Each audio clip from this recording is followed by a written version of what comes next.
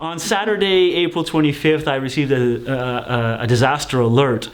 Since then, we've been in constant communication with our partners in the Integral Alliance, as well as our own capacity here at Medair headquarters. That's all resulted in a team being sent tonight in order to arrive in Nepal within 48 hours of the event taking place. An event like this causes a huge number of problems. The initial ones are obvious to see. The buildings come down, people are in the streets, people are in fear of their lives because already we know there have been at least 30 aftershocks, so that people won't return home. They'll be camping out with their friends, they'll be finding somewhere they feel is safe, they'll be lighting fires, they'll just be trying to stay alive at this point. The weather conditions, we know it's raining right now, there's thunderstorms and cold weather forecast, I think. Small children, the elderly, people that have got less mobility, they won't be able to keep themselves warm. They'll be looking for blankets, food, warmth, all the things to keep themselves alive. The government can't possibly respond to all the needs.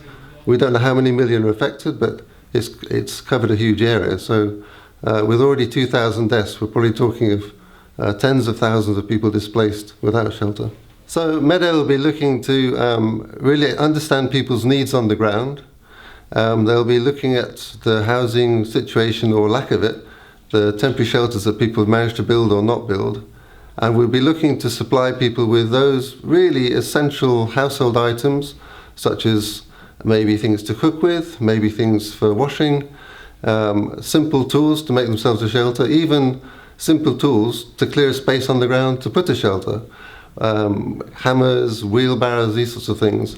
So this is a sort of what we call a quick impact action that we'll be looking to try and do to get people mobilized, to give them a bit of hope that things can be done, and do what we can in maybe a very small way just to play our part to try and get people back to normal life.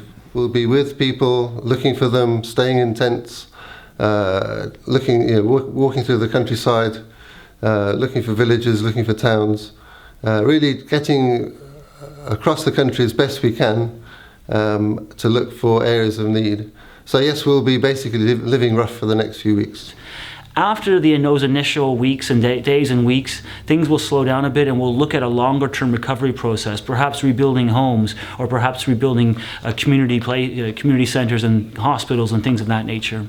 We need literally funding in place so that we can deliver life-saving assistance in the immediate days and weeks following the disaster.